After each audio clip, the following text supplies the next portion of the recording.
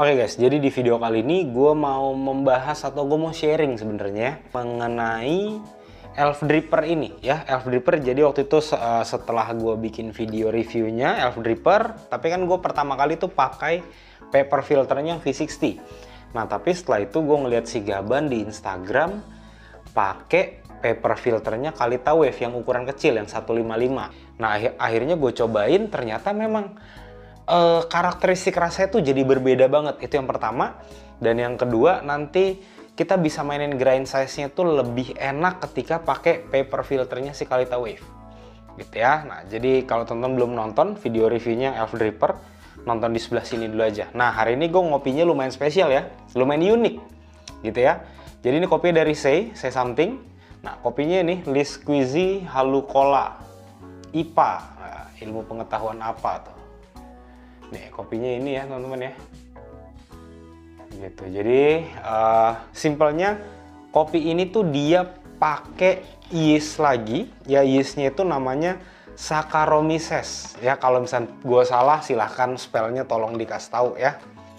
Nah jadi kopinya ada di dalam jar seperti ini ya. Tuh ya, ini ada keterangan-keterangannya, teman-teman bisa lihat sendiri. Warnanya orange gini ya. Nah ini jadi varietasnya itu Sigara Rutang, Ateng Super sama S795. Terus proses pasca panen ya ini adalah sakarik natural. Nah terus yang menariknya itu adalah menurut gue ya, ini tasting notesnya ada tropical fruit, mandarin orange, cola dan floral hops. Nah terus teman-teman di sini juga sudah dapat kayak semacam buklet gini ya. Nah di sini ada rekomendasi menyeduhnya seperti apa ya. Terus di bagian belakang juga di sini dijelaskan secara singkat. Jadi proses dari pasca panennya itu seperti apa. Gitu ya tuh teman-teman lihat ya.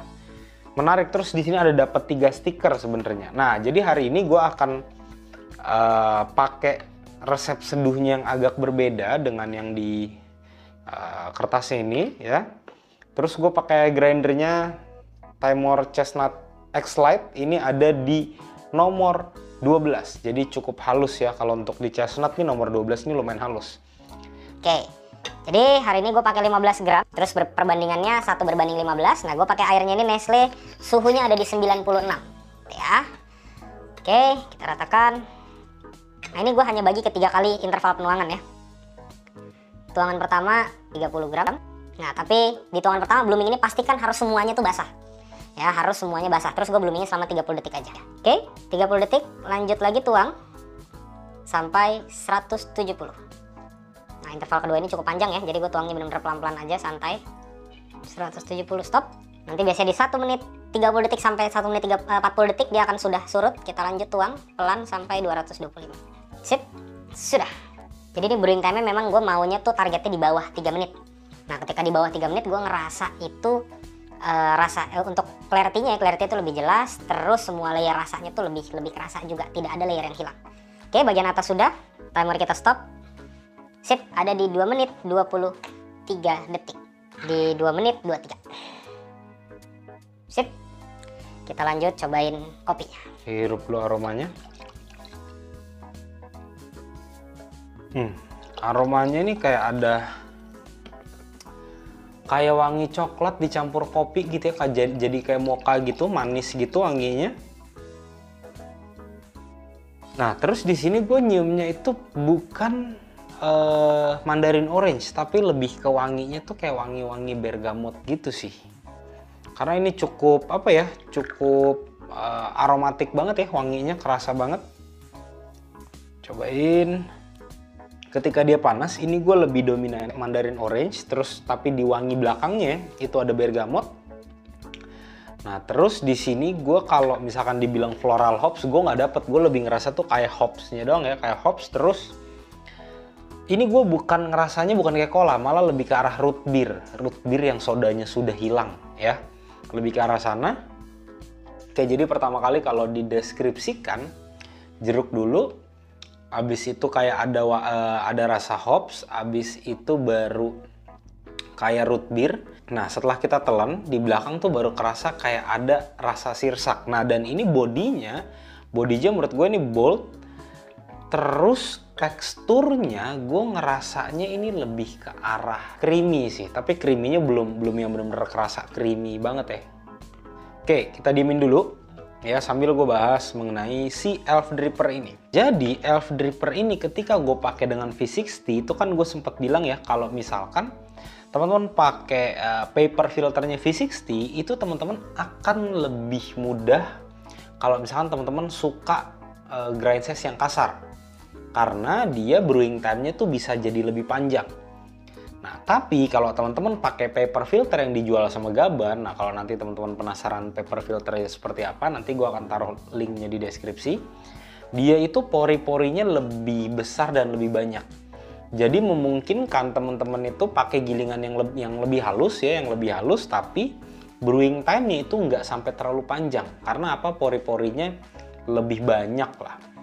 Nah, ketika gue pakai paper filter Kalita Wave ya, ini memungkinkan gue untuk gue pakai grind size yang lebih halus gitu. Karena ketika gue pakai paper filter Kalita Wave di Elf Dripper ini dengan grind size yang sama, ini gue udah coba itu selalu brewing time itu selesai antara 2 menit 20 sampai 2 menit 30 doang. Tapi ketika gue pakai Kalita Wave-nya, alatnya itu biasanya itu bisa sampai 3 menit sampai 3,5 menit. Nah, artinya di situ menandakan bahwa dengan gue pakai paper filter Kalita Wave yang ukuran 155 ya, yang kecil, dengan Elf Dripper ini tuh memungkinkan gue untuk gue pakai grind size yang lebih halus. Yang mana nanti efeknya extraction rate-nya akan jadi lebih tinggi. Gitu. Nah, supaya nggak over extra, gue biasanya pakai airnya itu antara suhu yang lebih rendah atau interval penuangannya yang gue kurangin. Yang berikutnya lagi yang bisa juga teman-teman coba, jadi pada saat tuang itu flow airnya jangan terlalu deras. Efeknya apa? Supaya agitasi dari si kopinya ini nggak terlalu tinggi. Gitu. Jadi kopinya tuh tidak teraduk-aduk sama tekanan airnya tuh nggak terlalu banyak gitu. Nah, terus yang uniknya lagi kalau kita bicara dari karakteristik rasa, kalau yang gue pakai paper filternya itu V60 punya, itu rasanya jadi lebih bright. Nah, tapi ketika gue pakai si Kalita Wave paper ini ya, itu justru yang dominan naik banget itu adalah sweetness-nya. Jadi benar-benar sweetness-nya tuh tinggi banget. Walaupun di sini gue sudah pakai suhunya yang cukup tinggi ya, 95 sampai 96 lah. Dan ini udah berulang kali gue coba, tetap output rasanya mau di kopi apapun ya, selama gue pakai Elf Dripper dan pakai Kalita Wave Paper ini, itu tetap sweetness-nya jadi semakin tinggi. Tapi acidnya juga tetap tinggi, tetapi balik lagi. Jadi untuk intensitasnya, sweetness-nya tuh jauh lebih tinggi dibandingkan dengan si acidity-nya. Itu kalau gue pakai si Kalita Wave ini. Nah, yang gue suka lagi ketika gue pakai Kalita Wave ini, walaupun gue pakai gilingan yang halus, dia itu nggak pernah mampet, nggak pernah clogging.